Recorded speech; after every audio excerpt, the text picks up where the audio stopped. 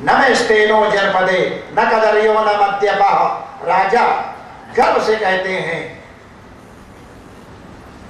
मेरे राज्य में कोई चोर नहीं है, मेरे राज्य में कोई शराबी नहीं, मेरे राज्य में कोई कायर नहीं है, कोई स्त्रैण पुरुष नहीं है, पर स्त्रीगामी पुरुष नहीं है, तो परपुरुषगामी स्त्री कहां से? डर के कहता है आपके राज्य में तो है ही नहीं, कहां रहो?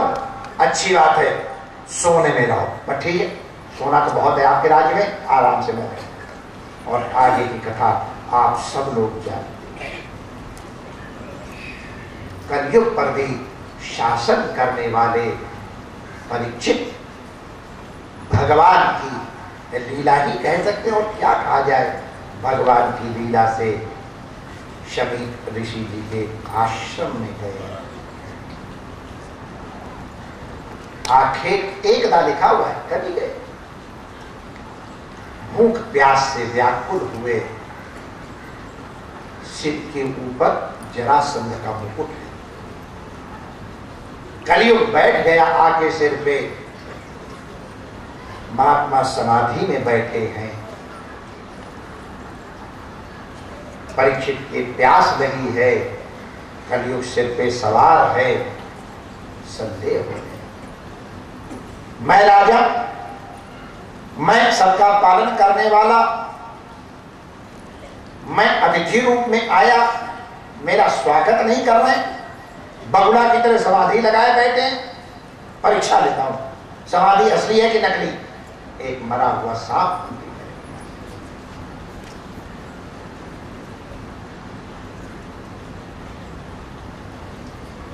मृत्यु काल है, दूसरे के गले में सर्प डालने वाला अपने गले में सर्प डाल देता है। इस दुनिया में जो तुम दोगे वही तुमको मिलने वाला है। क्या? दूसरे को दुखी करने वाला कभी सुखी हो नहीं सकता है, और हरदम अपने को दुख देने वाले को भी जो सुख प्रदान करता है उसे कोई दुनिया में दुखी नहीं कर सकता। जो तो को कांटा बोए ताही बोए तू फूल, ताको फूल को, तो को फूल को फूल है। चलो, अपमान करने वाले का भी सम्मान करे, वो विष्णु है। का रहीम हरि को घट्यो जो भृगुमारी लाख। भगवान विष्णु नारायण ही रहे, लाख खा करके भी जगत बंद, जगत उच्च। तुम जो दूसरों को दोगे वही मिलेगा। निंदा दोगे, निंदा मिलेगी। यश दोगे, यश मिलेगा। दुख दोगे, दुख मिलेगा। सुख दोगे, सुख मिलेगा। सांप गले में डाला है, तक्षक इनके गले में पड़ गया। देखो, ये भागवत की कथा सदैव अपने ऊपर लगाना, ये परीक्षित हम सभी हैं।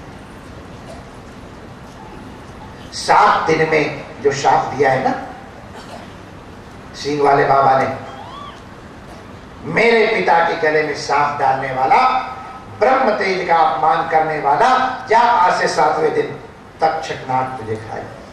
ये तक्षक नाग ही क्यों कहा, दूसरा नाग क्यों नहीं कहा? तक्ष माने जानते क्या होता है? उतारने वाला।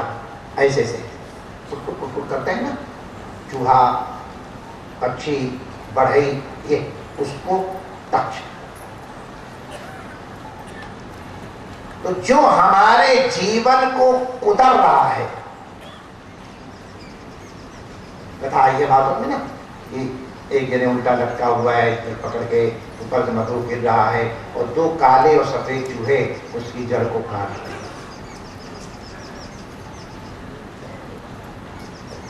काल चिरैया चुन रही निष्दिन आयु, बहुत गई थोड़ी रही नारायण अब चेत। काल चिरैया चुग रही निष्दिन आयु।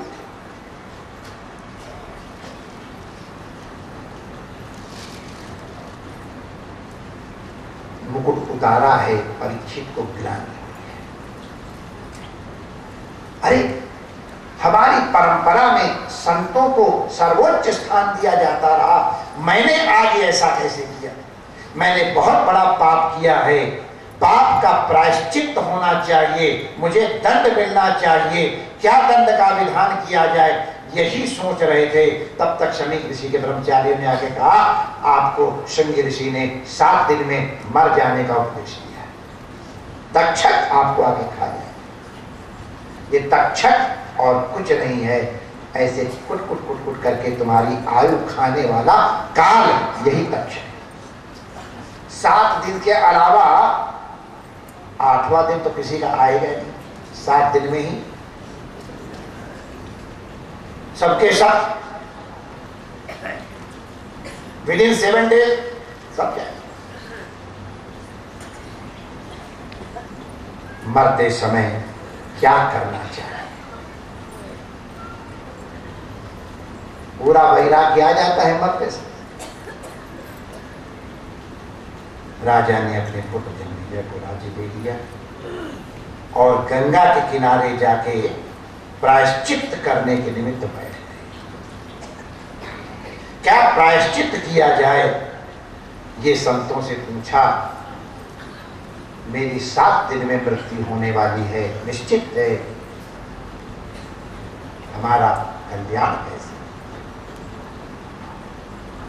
वेदांती आए, पूछा मेरा कल्याण कैसे हो?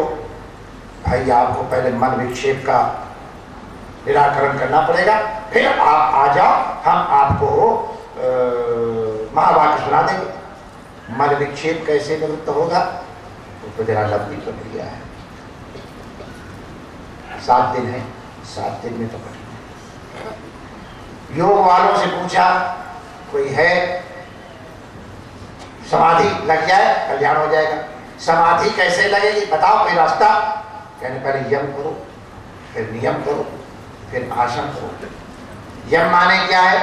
अहिंसा, सत्य, अस्तेय, ब्रह्मचर्य, परिग्रह। एक ही को सिद्ध करने में सारी जिंदगी बीत जाएगी, फिर नियम, फिर आसन, फिर प्राणायाम, प्रत्याहार। 7 दिन के टाइम में बताओ कोई यज्ञ का विधान? इतने में तो पंडाल ही नहीं तैयार होएगा, कोई रास्ता नहीं। तो भगवान की शरण में गए परीक्षित, प्रभु अब तो तुम ही हमारी शरण, आपने ही मेरी वहां रक्षा की थी, आप ही यहां हमारी रक्षा। भगवान के परीक्षित की रक्षा गर्भावस्था में की थी, ब्रह्मास्त्र का आघात था तो ब्रह्मास्त्र से ही उसका समाधान किया, चक्र और गदा। लेकिन यहां तो वाग वज्र है, अस्त्र शस्त्र कुछ भी नहीं है, वाणी का ही अस्त्र है। तो इस वाणी के अस्त्र से निवारण के लिए वाणी का ही, वाग का ही अस्त्र धारण करना पड़ेगा। और इसलिए वाग से मृत्यु होने वाली से रक्षा करने के लिए वाणी के रूप में, श्रीमद् भागवत के रूप में भगवान प्रकट हुए। तत्राभवत् भगवान व्यास। अब तत्राभवत् भगवान व्यासपुत्र का अर्थ यह है कि भगवान व्यासपुत्र सुखदेव वहां आ गए। लेकिन कई संत अर्थ लगाते हैं, बड़ा अच्छा अर्थ है। तत्राभवत् भगवान, वहीं भगवान हो गए। क्या?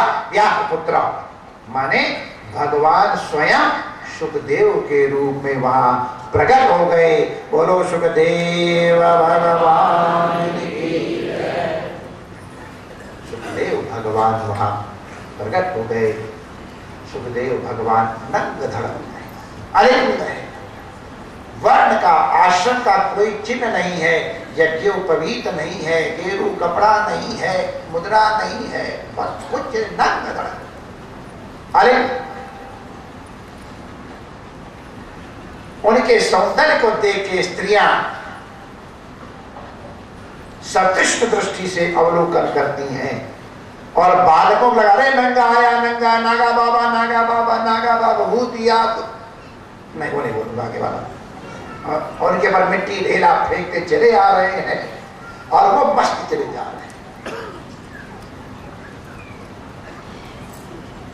अरे केवल सूर्य की ओर मुख करके नवशंका नहीं करते हैं। इन कुछ लक्षणों से पता चलता है ये शास्त्रज्ञ हैं, वरना तो मूढ़ में और परम ज्ञानी में कोई भेद नहीं। सुखदेव जी परम मूढ़वत आचरण करते हुए चले आ रहे हैं। बालक लोग उनके ऊपर मिट्टी धूल फेंक रहे हैं। नागा बाबा बाबा जी भगवतिया इत्यादि इत्यादि कह करके उनको कोई प्रसन्न मुख चले आ रहे हैं। लेकिन भगवान की प्रेरणा से यह भगवत रूप ही है, इसलिए यह भगवान ही अवतार लेके तत्रा भगवत भगवान व्यासपुत्र भगवान व्यासपुत्र के रूप में वहां प्रकट हो गए। सारी सभा उनको देख के सब भ्रम खड़ी हो गई। बड़े बड़े योगींद्र मुनींद्र जब इनके स्वागत के लिए खड़े हो गए तब लड़कों ने सोचा रहे ये तो कोई बड़ा आदमी है। सब बच्चे डर के मारे आगे पकड़े न जाए, सब बच्चे छोड़ गए। सुखदेव महाराज आ करके राजा के दिए हुए आसन पर विराजमान। राजा ने वंदन किया है, अभिनंदन किया है। अर्घपात इत्यादि से भगवान सुखदेव जी कृपा दृष्टि से अवलोकन करते। कृपा दृष्टि अवलोकन की में हम लोग भजन गाते हैं ना, जो मांगो उठाकर अपने से सोई सोई। कृपा कटाक्ष अवलोकन कीनो दास का दुख। कृपा कटाक्ष कृपापूर्ण दृष्टि से संत देख ले, जीव की विपत्ति तत्क्षण नष्ट। संतों की कृपा मोक्ष का अपावृत द्वार है, खुला द्वार।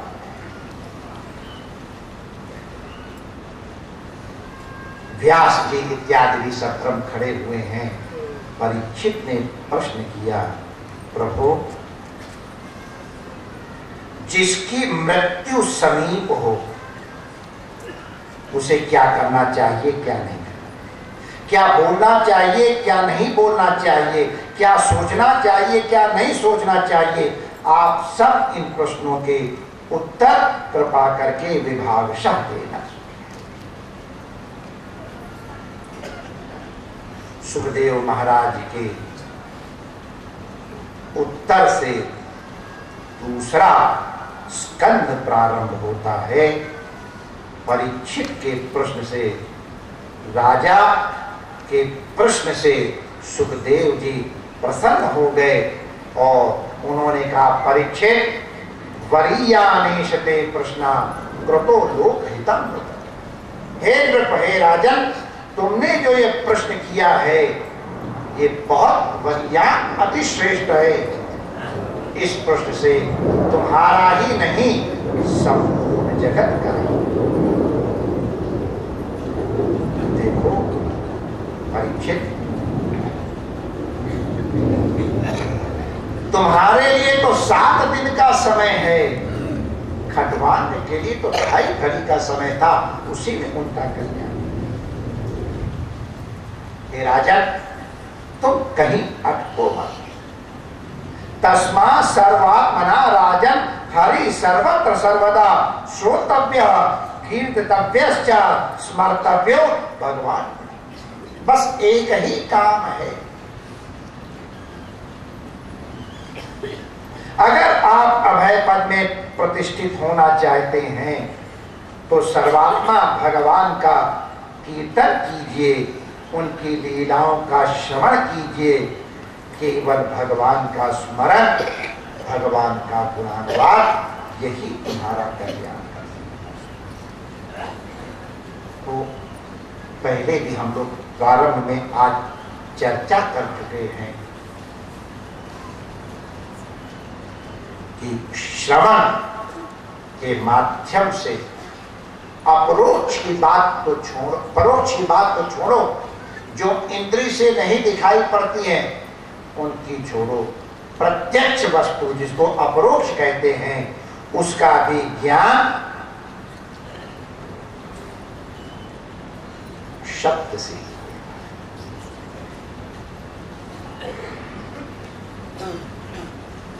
ये शब्द का ज्ञान संतों के माध्यम से,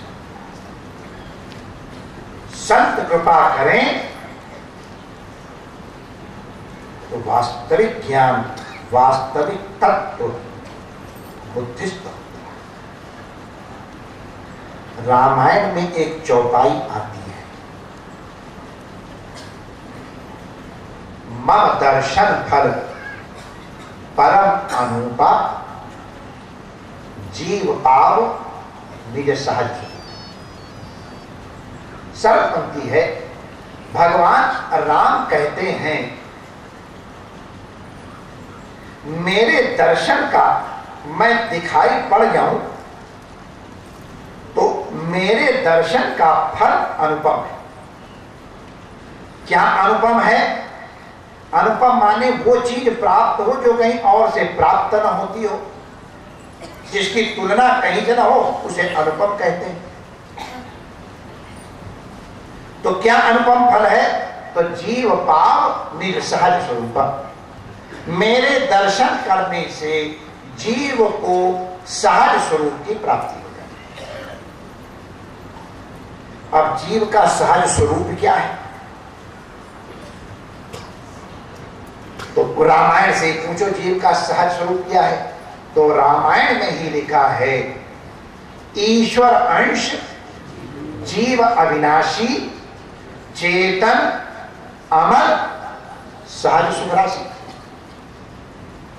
तो जीव का स्वरूप क्या है?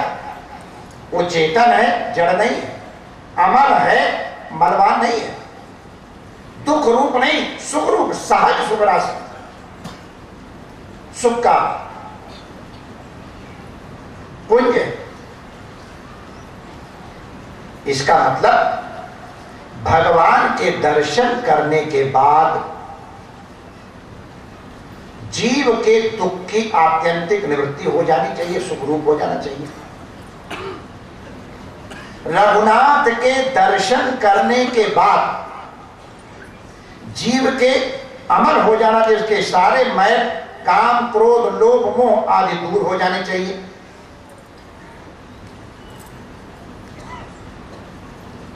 जीव को मैं ईश्वर का अंश हूं यह मालूम हो जाना चाहिए भगवान राम के दर्शन करने से। तो चलो जरा रामायण देखें, ऐसा हुआ कि नहीं हुआ। कहने से सुना जाता है लक्षण प्रमाणाभ्याम वस्तु सिद्धि। देखो तो कहां से शुरू करो? शुरू से शुरू करो।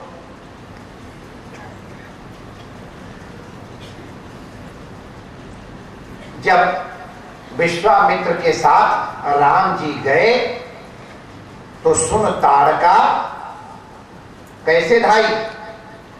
क्रोध कर ढाई। ताड़का ने भगवान के देखा, उसका क्रोध दूर हुआ क्या? क्रोध दूर, भगवान राम झूठे हो गए कि नहीं? राम झूठे अमर नहीं हुआ जी। अच्छा चलो,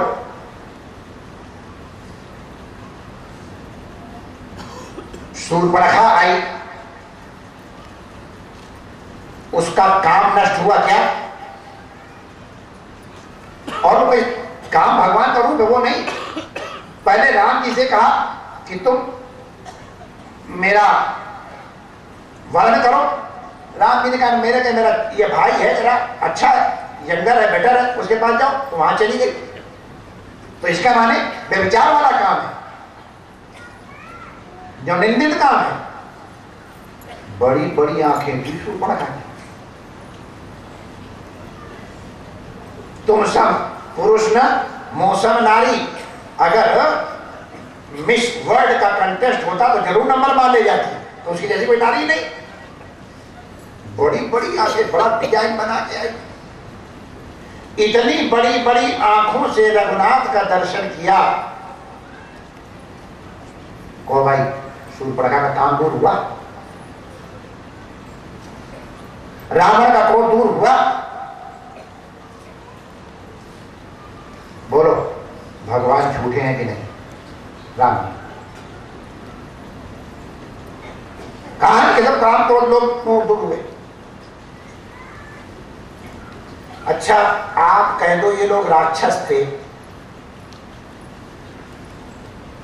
भगवान के दर्शन तो किए लेकिन इनकी भावना पवित्र नहीं थी। यदि भगवान ने ऐसा कुछ नहीं कहा है, मम दर्शन फल परम अनुपा, खाली मुझे दर्शन हो। अच्छा चलो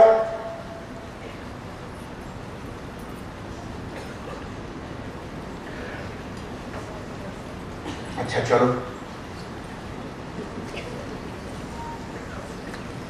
भगवान के भक्त और मित्र सुग्रीव बन गए थे कि नहीं? अग्नि साक्षी देकर जोड़ी प्रीति दृढ़ाए मजबूती से। राम जी की कृपा से बाली मारा गया, सुग्रीव को राज्य मिला, तारा मिल गई और सब चीजें मिल गई। राम जी से कहा था सबिन घटक काज में तोरे, और यही दिन थे। वर्षा भी शरद ऋतु आई, वो तात नसरुत सीता के यही कोई दिन होंगे, शायद ये इन्हीं में से कोई दिन होगा। और भगवान राम सीता की याद कर करके रो रहे हैं। घन कमंड नव करके तो घोरा, प्रियाहीन तड़पत मन मोरा, रो रहे तरफ पे हाथ करके। एक बार कैसे मुझे इसकी सुधि मिल जाए, खबर मिल जाए तो मैं काल को भी जीत करके ले आऊंगा। सीता जी की चिंता कर रहे हैं। फिर ध्यान आया, सुग्रीव ने कहा था सभी घटक काज में तोरे। मैं सीता कर खोज कराई, जहां तक मरकट कोटि पठाई, सुग्रीवी सुध मोर बिसाई। अरे एक दिन कोई ये भी नहीं किया, hello Ram ji how are you feeling, कोई सूचना। सुग्रीव सुध मोर बिसाई पावा, उसको नारी मिल गई, ब्यूटीफुल हाउस मिल गया, ब्यूटीफुल भोग विलास की सामग्री मिल गई, भूल गया मुझे। ये तो भगवान का दास था, ये क्यों अमल नहीं हुआ, ये क्यों नहीं चेतन हुआ?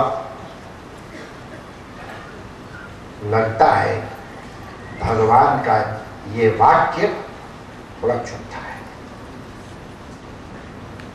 राम जी लग रहा है झूठे, उनकी बात खाली जा रही है। मम दर्शन फल परम अनुपा, जीव पाओ निज साच रूपा। इनमें किसी को तो नहीं मिला, किसी के रोग दुख नहीं दूर हुए, किसी के विकार दूर नहीं हुए। राम जी हिम्मत नहीं पड़ती है राम जी को झूठा कहने, क्योंकि राम की प्रतिज्ञा है रामो द्विर्नभासिते। राम जी कभी दो बार निशाना नहीं लगाते हैं, और राम जी कभी दो बात नहीं कहते, झूठी बात बोलते हैं। रामो विग्रहवान धर्म, राम तो साक्षात विग्रहवान धर्म है, वो असत्य नहीं कहते हैं, उनका कथन सर्वथा सत्य है। प्रातीतिक रूप से इसमें विरोध आ रहा है, इस विरोध का समाधान कैसे हो, इसकी हम लोग चेष्टा कल आगे 22 स्कंध में प्रवेश करने के त्याग से करेंगे। इतना जरूर ध्यान रखना, रघुनाथ धर्म के साक्षात विग्रह है। राम जो करते हैं वही धर्म है। प्रमाण हमको नहीं समझ में आ रहा है, ये हमारी कमी है। ये कमी दूर होती है सत्संग। यही सत्संग प्रारंभ हो रहा है श्री सुखदेव जी और परीक्षित का, और इसी के माध्यम से हम लोग प्रभु कृपा से इस स्कंद में प्रवेश करने का साहस करेंगे। दो क्षण भगवान नाम संकीर्तन करने। हरे राम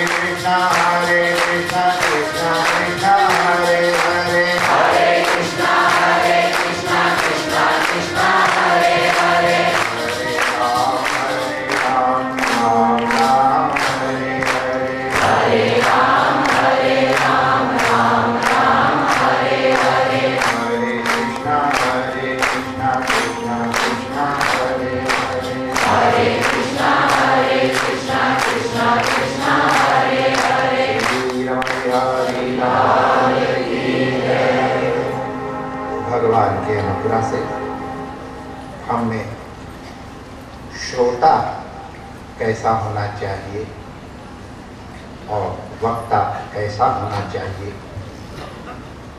इसका परिचय प्राप्त किया। अगर वक्ता अधिकारी हो और श्रोता भी अधिकारी हो, ये भागवत निश्चित रूप से 7 दिन में क्या 7 क्षण में जीव का कल्याण कर सकती है।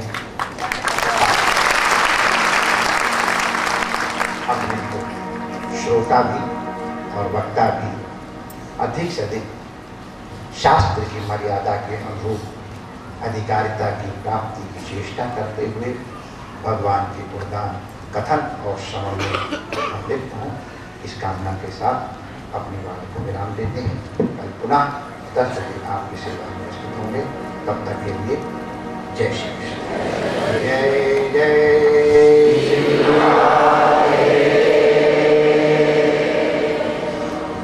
जय श्री कृष्ण। आप सभी हैं जिनमें मैं 2 पुस्तकों का उल्लेख कर पा रहा हूं। एक का शीर्षक है हम नए मित्र कैसे बनाएं। उसमें नए मित्र बनाने के तमाम टिप्स, तमाम युक्तियां लिखित हुई हैं। और दूसरी पुस्तक भगवान कभी ऐसा अवसर नहीं दे, उसे सुना है कि भगवान के 2 प्रकार के विग्रह होते हैं। एक होता है अक्षत विग्रह, ठाकुर जी के अक्षत विग्रह, ठाकुर ब्रजबिहारी जी का अक्षत विग्रह विराजित है। मां भुवनेश्वरी का भी जो विग्रह है वह अक्षत विग्रह है। और दूसरा विग्रह होता है अक्षर विग्रह। अक्षर विग्रह अर्थात श्रीमद् भागवत। श्रीमद् भागवत को भगवान श्री कृष्ण का वांग्मय स्वरूप कहा गया है। श्रीमद् भागवत ये श्रीमद् भागवत नहीं है, ये भगवान श्री कृष्ण है और श्री गुरु की गोद में विराजित है। तो मैं समवेत रूप से प्रणाम कर सकता हूं। मुझे क्रमांक 1 और 2 देने का कोई दुविधा नहीं है। मैं प्रणाम करूंगा तो वो गुरु को भी निवेदित होगा और भागवत श्री कृष्ण को भी निवेदित होगा। मित्रों, ये भागवत श्रवण किया था कि त्र्यंबकेश्वर से आई है। अभी मेरे पास एक निमंत्रण पत्र आया था। एक दलित बस्ती में शिवालय की स्थापना होनी थी। तो उस निमंत्रण पत्र में जो मैटर था, भाषा थी, उसमें था प्रतिष्ठा समारोह में आप सादर आमंत्रित हैं। जब भगवान शंकर दलितेश्वर महादेव हो सकते हैं तो क्या हमारी श्रीमद् भागवत त्र्यंबकेश्वर बिहारी नहीं हो सकती? ये श्रीमद् भागवत का जो अक्षर विग्रह है, ये निश्चित रूप से मैं समझता हूं गोपाल शब्द नाम में भी ये नाम नहीं होगा जो मेरे मन और भाव समुद्र में नाम उमड़ रहा है। यह त्र्यंबकेश्वर बिहारी है। हम सब अपने गुरु जी की गोद में अंक में बैठे त्रिलोकेश्वर बिहारी को सादर प्रणाम कर कर अपने आप को कट कट अनुभव करते हैं। प्रथम दिवस हमने श्रवण किया था पूज्य महाराज श्री के श्री मुख से कि उन पर उनके गुरु जी की और संतों की विशेष कृपा है, परम अनुग्रह रहा है। गदगद स्वरों से तो उनसे भी ज्यादा हम सब पर हमारे गुरु जी की अनुकंपा है। क्यों नहीं होगी? जब हमारे गुरु जी पर उनके गुरु जी की है तो हमारे हम सब पर कुछ भागवत श्रोताओं की अनुभूतियां हैं। महाराज श्री की कथा के अनंतर जो उन्हें अनुभूतियां होती हैं, हम सब भी अनुभव करते होंगे कि महाराज श्री की कथा प्रवचन के वाचन के समय ही नहीं, महाराज श्री की स्मृति मात्र से जो हमारे मन के भीतर एक सात्विक स्फुरण होता है, जो प्रतीति और अनुभूति होती है, वह अलौकिक होती है। हमसे ये सब पग पग का अनुभव करते हैं। महाराज श्री का स्वप्न में आना और विभिन्न जीवन के विभिन्न पदों पर जैसे मानो साक्षात प्रकट होकर सद्गुरुदेव भगवान हमें दिशा निर्देशित कर रहे हैं, ऐसी अनुभूति, ऐसी प्रतीति हम सब काष्टी बंधुओं की रहती ही होंगी, यह मैं मानता हूं। और यदि मैं ये सत्य कह रहा हूं तो आप अपने दोनों हाथ उठाकर अनुमोदन कर कर कहिए कि निश्चित रूप से आप सबको भी ऐसी अनुभूति होती होगी। धन्यवाद।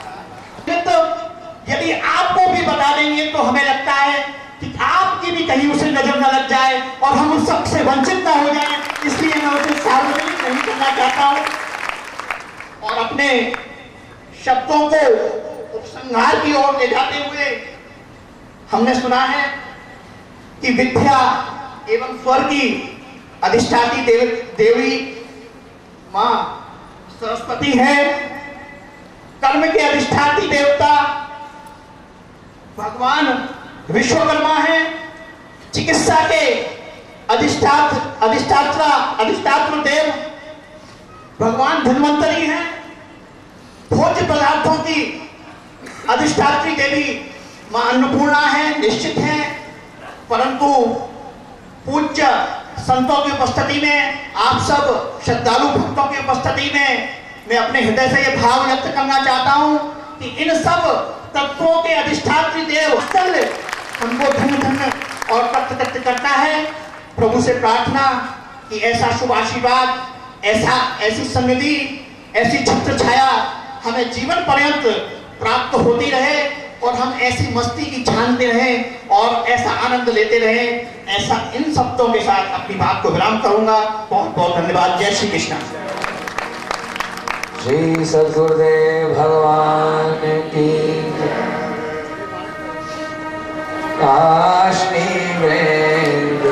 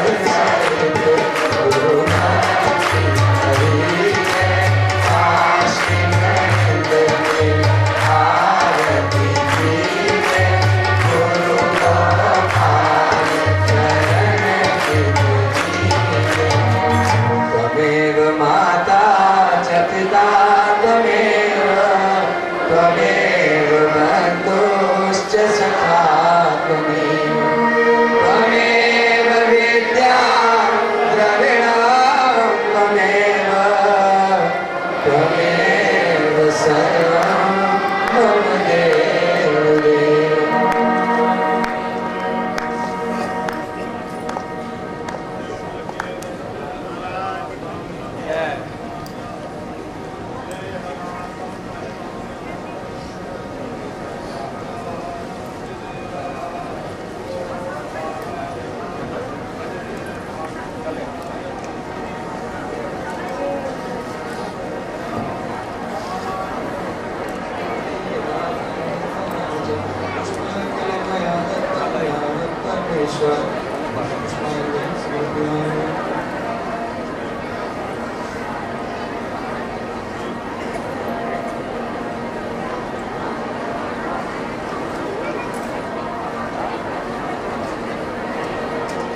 बोले श्री सद्गुरुदेव भगवान की, श्री भागवत भगवान की जय राधे जय